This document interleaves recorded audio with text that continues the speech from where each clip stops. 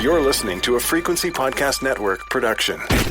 The Brock and Dalby Podcast. This is the Brock and Dalby Podcast. Welcome to Monday. My name is Brock. I'm Dalby. Don't forget, our Easter egg challenge over on the Seeker app is wrapping up in a couple of days. If you haven't done it yet, dude, just go there, listen to our daily audio clips. You can literally just skip to the end. That's where the clip is. Exactly. And then you enter it in. You can win $250. Win $250 cash on there. Plus, if you're already on the Seeker app and you didn't catch the episode where we talked to the Trues, the full interview is on there as well. And if you're, looking for a place to listen to all the episodes of the podcast, just like this one, I will say I'm maybe starting to become a little bit of a Seeker believer. Oh, yeah? They've been getting us to push this thing for a while. But if you like our show, it is kind of conveniently all in one place. I mean, either if you like our show or you just like winning free shit, there's tons of giveaways there. Yeah, that's right. So, again, iPhone, Android, doesn't matter. Search Seeker, Seekr. Download it for free, and you've got 3 days left to win that cash. The Brock and Dalby Podcast. The Brock and Dalby Podcast. Don't you forget to go vote. Don't you forget to go vote. Yes, it is election day. It's a modern classic right there. You can leave the polls like the Breakfast Club, fist in the air. That's right. Yeah. They give you a little sticker sometimes. You can point to it and be like, I did it. I know there's a lot of people that are like, oh, I'm too busy to vote today, or you're not even planning on voting. So I've made a few more songs that I want. Like, I want you to sing these in your head so that you do go and vote today, all right? Weaponized Democratic earworms. Yes. So maybe you could sing this one in your head over and over. Vote.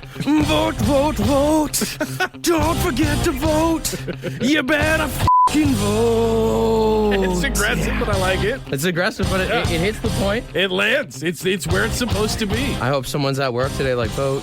Oh, 100% someone's going to have their morning ruined for that one. And here's one more. I mean, I know this band is having a resurgence. Everyone's playing this song all the time.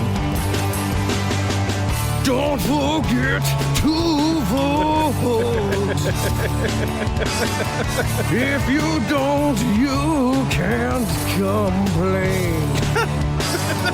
Don't forget to bring your ID. Yeah, that's important. Polls are open until 9:30. Oh, really tied it together at the end. Mm-hmm. Your songwriting is getting next level, buddy. Take yourself higher and go vote today, all right? Like Creed said, you can't complain if you don't vote. Scott Stapp would be proud of you if you voted today. The Brock and Dalby Podcast. How was your weekend, brother? Dude, Metallica, amazing. Yeah. Dude, such a good concert. Limp Bizkit opening up for them. They crushed it. Dude, all I saw was clips online of like Fred Durst out on stage, and all I could think of was like, that lucky bastard. When they played Break Stuff, 50,000 people in the Sky Dome all going bonkers. The whole pit was just going nuts, man. Metallica started off their set with Whiplash, For Whom the Bell Tolls, and Ride the Lightning. That was the first three off the hop there. Well, so they eased into the evening is what you're saying. Oh, my God. Just a gentle start. Just put some lead in your pencil, right away there, though. I did watch the Leafs game while I was there the whole time. I saw that video on the Brock and Dalby Instagram page, at Brock and Dalby, if you're not following us. I was not the only one watching the Leafs game, because, where we were sitting was in the, if you know Jays games, the TD, clubhouse section. It would be, behind home plate or whatever. And so there's a bar up there, and there was people that weren't even watching the concert. They were just watching the Leafs game up there. Damn. But I did have it on my phone the whole game. There was a guy behind me who kept being like, what's the score? And then when it was in overtime, everybody was kind of looking at my phone. So, well, you can even see in the video that Courtney took of you during Limp Bizkit, there are other people in the shot that there's a suspicious glow coming up from below their head, or their neck is craned right. They're clearly watching something. Yeah. It was a great soundtrack to watching the Leafs lose, which Courtney actually got on video, or at least audio of me while she was taking. It was what song was playing? Moth into Flame. Oh, okay. And you can hear me when the Leafs lose.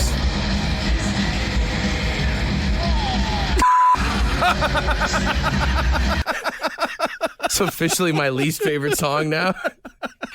Every time you hear Moth into Flame, you know what it is? If the Senators somehow come back to win this series, you won't be able to listen to Moth into Flame without feeling like nauseated. The best was I feel like everybody that was streaming the game at the concert would it hit in different periods. Like you could hear different oh throughout the Sky Dome. The Wi-Fi strength determined who found out first. This was the unanimous sound from Leaf fans on Saturday. What a special moment. There's pyro going up and stuff, and I just got so bummed out. How many songs did it take you to recover? Dude, they had 2 more songs left after that. Oh, no. So it's they played one Enter Sandman, and I was like, yeah, exit light. Tears streaming out. Enter night. Just went from having the most fun to... It's crazy that even in a situation like that, seeing one of your favorite bands in one of your favorite arenas in North America, you can still have your night ruined by a bunch of guys in sweaters. That's what heartbreak sounds like right there. It's that Simpsons. If you slow it down, you can see exactly the frame is heartbroken to. The Brock and Dalby Podcast. Played to the line, Picado, Sanderson help, score! Jake Sanderson through, and the Senators still have life. A lot of cocky Senators fans on the text line after getting that overtime win there. I mean, when you think about it, if you're a Senators fan, you have nothing to lose now. There's no reason to try and be humble. There's no reason to hold back. Your team literally stared into the void of elimination and managed to stave it off for at least one game. You might as well be happy. It's crazy because I looked at the betting odds before Game 4, and the Senators were plus 2,000 to come back and win the series. Oh, absolutely. Yeah, it's absurd. Odds are now at plus 860 right now. Wow, more than half it got cut by. Mm-hmm. Well, I mean, that's the thing, right? Because it's it's only 4 teams out of 204 opportunities have ever been down 3-0 and come back to win. Yeah, there's a 6.75% chance of a team coming back from being 3-0. I look at it's 1 in 50, which if someone told you you had 1 in 50 odds for it's not that bad, actually. It's not actually that bad, but then you just, when you watch hockey, you go, well, that's never going to happen. Well, and as a Leafs fan, I can say if any team's going to blow it. Well, sure. Yeah, no, I mean, listen. I'm confident that the Leafs back at home tomorrow night, I think we'll be able to seal it off there. But I love that too. I love that they're making you wait an extra day. You've got the 3-day gap to really stew on it before the next home game. Oh yeah, this mood still hasn't gone away. I did see there's a site that does the percentages on if the odds of the Senators winning the cup is 0.8% right now. Right. Yeah. The odds of them making the finals is 1.7%. Third round is 3.7%, and the second round they have a 9.2% chance, which going into the game it was only at 3%. Right, so. just trying to survive the Leafs at this point is a 9% success. So if you want to make a bunch of money or lose a bunch of money. That's the thing, right? Because you could go right now and you could place a sizable bet on Ottawa, and if they do make the comeback, you will be set for a period of time, but you really are just putting your money where you can't have it back. That's how I could guarantee a Leafs victory tomorrow, is if I put all of my money on the Ottawa Senators. This is the Brock and Dalby Podcast. The internet is arguing today, which is rare occurrence. After a story is going to come back to light of an old Reddit post where a woman says that she threw $10,000 worth of wedding rings into the ocean. Okay. After her husband played a prank on her. What's the prank? So they're out on the boat.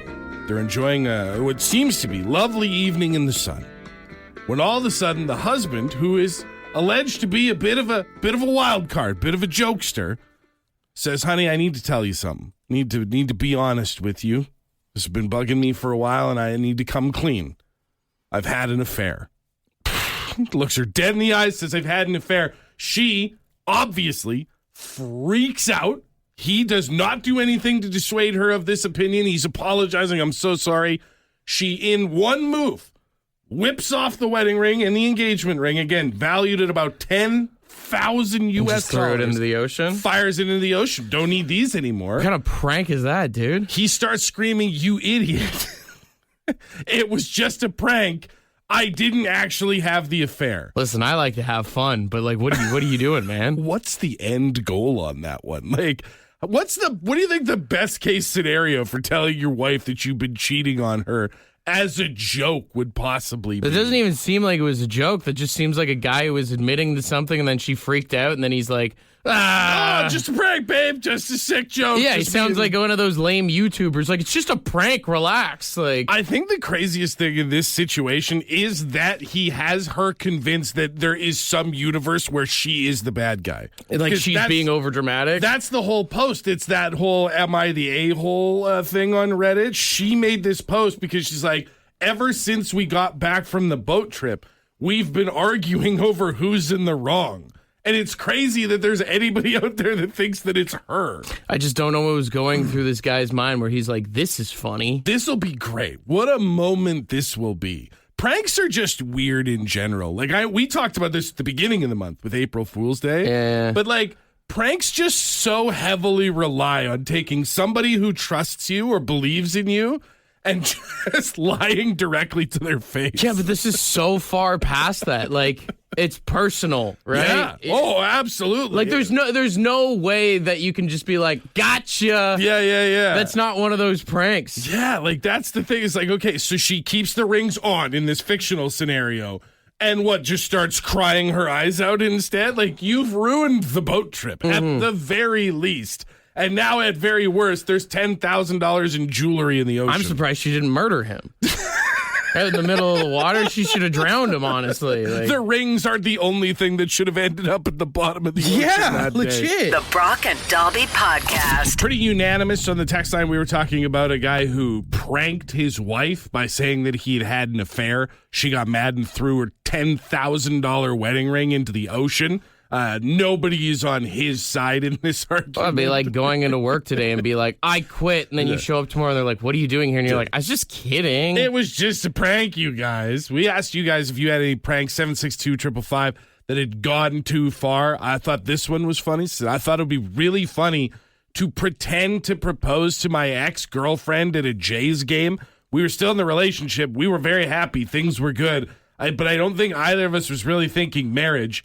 Anyway, she said yes. So that was an awkward car ride home. I mean, you committed now? I mean, what's worse, saying the yes or the no, I guess? Well, I think if she says no, you could be like, it was just a prank, all good. But then you kind of look like you're just trying to save face. Yeah. But saying yes and then being like, oh, I don't actually have a ring. Yeah, I just thought this would be really funny, especially on like such a public display like that, like on the screen and everybody's around thousands of people. You can't be like, just kidding. Yeah. Well, like, did you have a ring? Like, what would you do? That's, I mean, I think the fact that the first line says my ex-girlfriend means that the relationship probably didn't go too much farther. Yeah. This one here is also, I actually do think this prank is funny. This is my cousin put a sold for sale sign up at his parents' house while they were out of town and had a bunch of their stuff moved into storage. That's brilliant. So when they came home, it looked like he'd sold their house. That's a massive effort, but I respect it. My uncle told him he was out of the will until he explained that it was all just a prank, and it's still a bit of a sore spot at family get-togethers. You know what's a good one, too? I've seen people do is, like, put a for sale sign on someone's car, like your buddy's car. Oh, with, like, the phone number and everything? Get like, people to start calling them. For sale by owner? Yeah. Dude, anytime you want to mess with somebody whose phone number you have, just put up, this is where, like, Kijiji, Craigslist, Facebook Marketplace, just pretend you got hot tickets to a big concert and give your buddy's phone number. Man, if you really want to have fun with somebody's phone number, just write their phone number in a bathroom stall.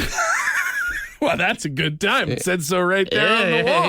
Yeah. Or what you could do is every time you go to a restaurant that's having one of those little charity auctions for some sort of artwork or memorabilia, you could put your best friend / coworker's name and phone number and an exorbitant bid every time you go there. So you say it's funny, but you didn't think it was funny when I did it to you. It's not funny. I've had so many phone calls saying I've won art. It's the greatest prank of all time. The Brock and Dalby Podcast. The Brock and Dalby Podcast. You know those BuzzFeed quizzes that are so much fun? Yeah, that's not what this is. It's the quiz with Brock and Dalby. All right, today the theme for the quiz is good songs, and we're not doing songs that just you like. They're good enough. We're doing songs with good in the title. Okay. All right, so I will give you the band as always. You give me their good song, and if you do it right, well, you'll do a good. If you do it wrong, then you do bad.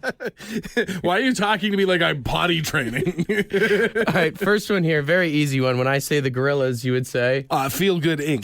There you go. Which is a prelude to If You Do Good, you'll be feeling good by the feel end good. of this. Yeah. All right. Next one here. When I say Led Zeppelin, you would say? Good times, bad times. Which, once again, depending on how this goes, it's a good time or a bad time. I feel like this sums up the quiz. For you, it's good times. For me, it's bad times. All right, 2 for 2. Look at you. When I say Poison? It's nothing but a good time. I thought you were going to have nothing but a bad time there for a second, the way you were thinking about that My one. brain had a bad time for a second there. 3 for 3. Okay. The kid here. When I say The Cars, you would say? Oh, The Cars. It's a very fitting song for The Cars. If you think Yeah. sense. Oh, God. The Cars. I got nothing. The good times are not rolling for you. But The good times roll. Yeah. The good times will roll in approximately 2 more songs on the quiz. Then we'll be good. all right, we got 2 more for you here. When I say Thornley, you would say? So far, so good. Which is how you're doing on the Over quiz. 500 for the day, baby. Which is how you doing on the quiz. So far, so good. Hell yeah. All right, let's wrap it up here. When I say John Mellencamp, you would say? Oh, hurts so good. I hurt my shoulder. Yeah! I hurt my shoulder on the weekend and I just celebrated too hard. Hurts so good, feels so good. does- Only one wrong. It does hurt so good. Congratulations, my man. We did it, baby!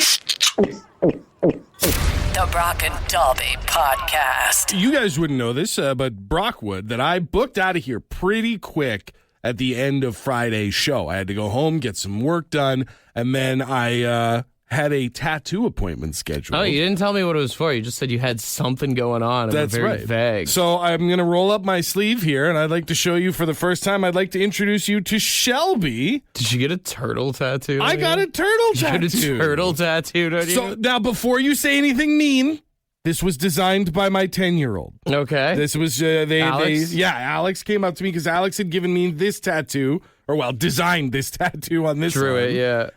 about 3 years ago, and we'd had a conversation not long ago about how they love drawing. What's the reasoning for the turtle? Is she knows the whole the thing about you absolutely. hating turtles? Okay, the alleged story you've created. There's no alleged story. Anyone me that's hating listened to this show turtles. for a long time knows that Dalby hates turtles. They asked if they could design a tattoo for me because it had been a few years, and I thought, that would be cool to see like the difference. I mean, you could see the difference in the artwork here. If anybody wants to see the new tattoo, by the way, text turtle to 762-555 and I'll send it to you.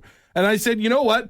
Go draw a couple of things, and if any of them jump out at me, then I'll go and get one tattooed. And they came back with exactly one drawing, and I thought it was cute. I thought it was a very good little drawing. It's What's a turtle. the reasoning for the turtle? Did she say it's because of what I think it is? She didn't say. They just said I wanted to draw a turtle eating a piece of pizza. It's kind of Teenage Mutant Ninja Turtles inspired. Oh. And I don't know if secretly deep down they thought it would be funny because of the bit on the show. I mean, well, maybe the balloons are tied to it because it's rising the turtle up to heaven after you did what you do to them. Okay, no, this is a sweet tattoo. It's a beautiful tattoo. Drawn by a child, and you're not going to sully it.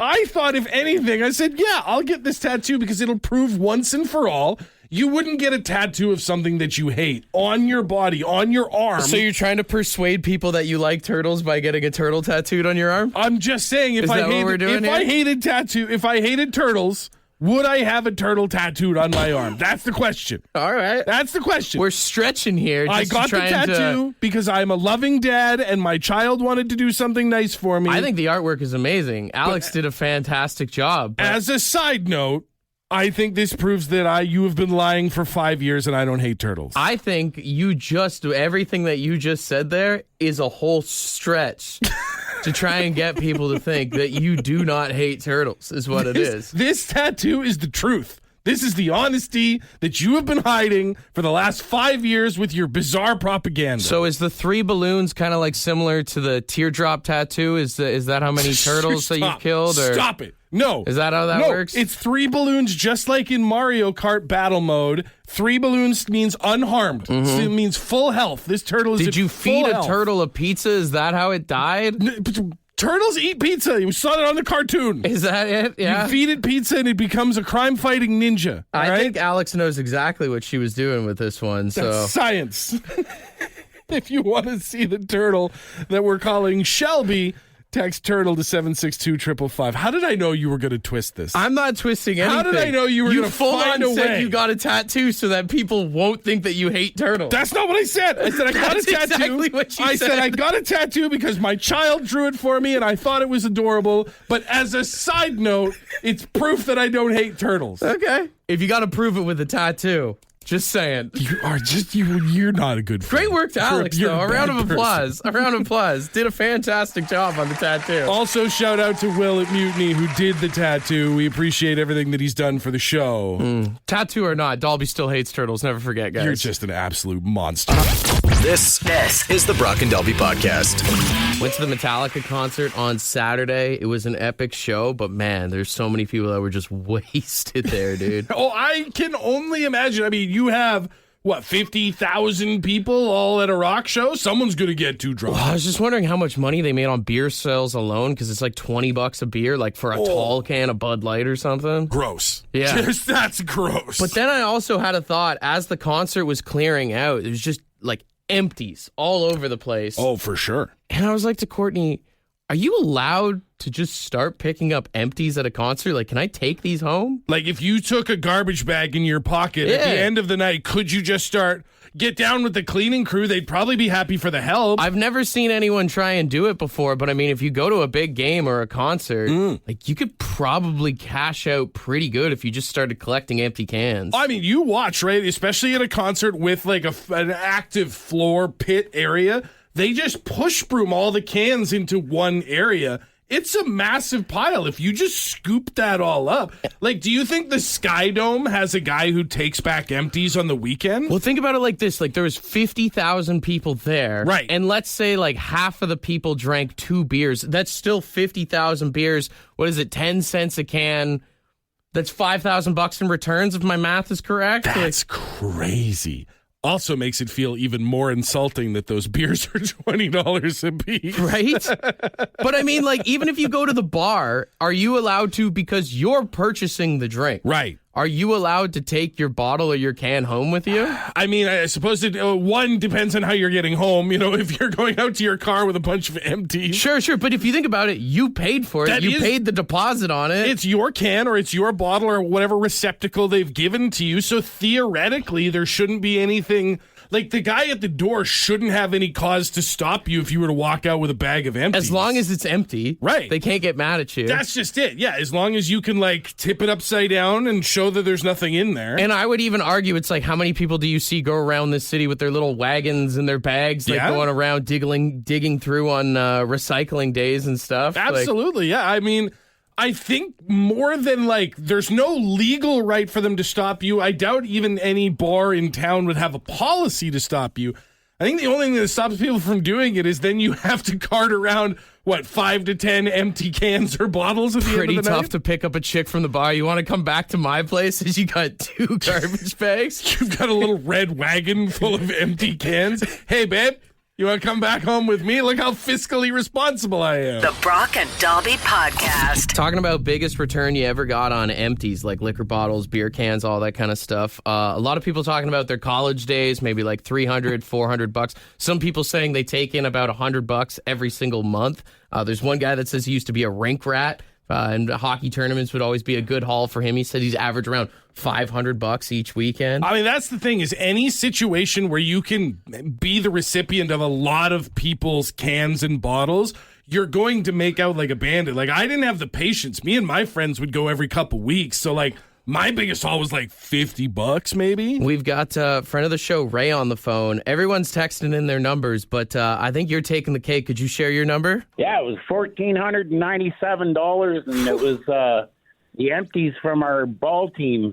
From like when I slow was pitch? Fort McMurray. Oh, God. That'll do it, man. Baseball teams get cans like crazy. So did you just stockpile them up over 2 years? Yeah, I had a garage and a shed. I filled the shed and almost a third of the garage. I was working as a doorman for one of the pubs, and we sold off sales. So every time somebody would open a can, I'd get a free case of beer. Well, 23. Oh, hell yeah, dude. So some weekends I was showing up to, for the ball team, 3-4 cases of beer minus one out of each one. And Yo, when you returned those empties, the people at the place must have just been like, oh, my God. well, I showed up with a truck and trailer, and it took me 7 trips to get it complete. Holy. The guy says, you got a drinking problem? I said, no, they go down, no problem. I think they are legally obligated to check in with your health and well-being if you bring in that many cans. Oh, thanks for sharing, man. Hey, no problem. Have a great day. Yeah, you too, buddy. You too. Man, I'm always amazed at how many people don't return their empties. The ones that just like throw them, chuck them into a recycling bin or into the garbage. You're even literally crazier. giving away money. Like, you pay for the deposit on it. You might as well get it back. Yeah, I mean, that's the thing. It's like, when you see it's recycling day or whatever, you just see people haul these bins and bins of cans out to the curb. It's like, if you bag that up, just bring it in on the drive to work with you, you could turn it into money. When I walk my dogs on like recycling day, I'm like, I could make a killing right now. That's the thing, man. You got to remember to bring your poop bags and your can bags to the other pocket. Dude, I'm just thinking about it now. Like, when we did hockey tournaments, and I'm sure there's lots of people that did this growing up, when you were raising money for a tournament, you would go and do bottle drives. Yep. You'd go door to door and you'd collect cans. Should just start doing that as adults. Like, rather than a stag and doe, you just have a bottle return event. I think there's a difference, because I feel like a couple kids come up to your house, right, and they go, hey, we play on X local minor hockey team. We're trying to get to a tournament and wherever. Can we have any cans that you have? You're like, oh, yeah, for the kids, no problem. If a guy who looks like me rocks up to your door and is like, so I'm getting hitched in the fall, and I'd love to take your cans and bottles to help pay for the fees. Yeah. You probably go get out of here, You're going to throw them out anyway. Just give them to me. No, man, I'm not giving them to you. Get off my doorstep. What the government should do is they should just go door to door and they should ask people for their empties. And then everybody who gives their empties gets a huge tax credit at the end based on how many cans. The more you drink, the more beneficial it is for you. Then we could get more, money for teachers, more money for hospitals. The government's causing most of us to want to drink anyways. We might as well see a return on it. It's a full circle right there. The Brock and Dalby Podcast. The Brock and Dalby Podcast. $1,000 minutes. All right, we've got Ron on the line. Ron, how you doing this morning? I'm doing good, buddy. How you doing? We're doing all right, man. I want to give you $1,000, but I got to ask you the question I ask everyone. Would you consider yourself a smart man, Ron? No. That's the answer we're looking for. Set the bar low. It can only go up from here, Ron. Exactly. I love it. Exactly. All right, let's just get into it. I will start the timer. Are you ready to get going? I'm ready, bud. All right, I'll count you in from 3 to 1 here, and then we begin. 3, 2, 1. What is 64 plus 5? 69. What is the capital of Yukon? Yellowknife. Who is the singer of Limp Bizkit? Pass. How many players does one team put on a basketball court? 5. What company makes the iPhone? Apple. What character did James Gandolfini play in The Sopranos? Oh, you son of a... oh, man, pass. A cut of meat from a young cow is called what? Veal. Who is the guy that owns Facebook? Mark Zuckerberg. When's the last time the Jays won a World Series? 93? What alcoholic drink makes people see the green fairy? The Green Fairy? Tequila. Well, The Green Fairy? honestly, Ron, You never heard of that before? No. well, apparently you never heard of Fred Durst either, but we'll get there. Oh, man. Ron, you passed on 2 questions, so before we even get into the wrong answers, we knew you weren't winning the $1,000. Fred Durst is the lead singer of Limp Bizkit. Tony Soprano. The name of the character from Tony, The you're Sopranos. kidding me. The main guy. Yeah. Now, the alcoholic drink that makes people see the green fairy, it's so-called because it is a green beverage. It's absinthe. Right. And, well, you were kind of doomed right out the gate because while you did hit 69 with a lot of exuberance, and we appreciate that, the capital of the Yukon is not Yellowknife. That is the Northwest Territories. White Horse, isn't it? It is White horse. It is white Yeah. horse. But it's okay. Nobody cares about the Yukon anyway. Don't True. worry. Absolutely true. And we only say that because our boss is from there. So. Well, Brock, Ron, this is for you, buddy. I'm a Bruins fan, but go Leafs go. Hey, you know Oh. what? You know what? You didn't win this morning, but you won my heart. So that's anything for you. I don't know what's more embarrassing, not knowing Fred Durst or being a Bruins fan cheering Yeah. for the No, Leafs you're in right. the playoffs. You're right. Is it the end of the world? Shame. Is it the end of the world? What's going on here? I was literally about to say the bad news is you didn't win $1,000. The good news is you got just enough questions to not get the shame bell. But know that if I had the button and not Brock, I'd be pressing it. No. A double round of applause for you, Ron. Want to be a part of the podcast? Leave a message on the Bad Line. The Bad Line is the answering machine for the Brock and Dalby Show. To get the number, text the word BAD to 762-555. Thanks for listening to the Brock and Dalby podcast.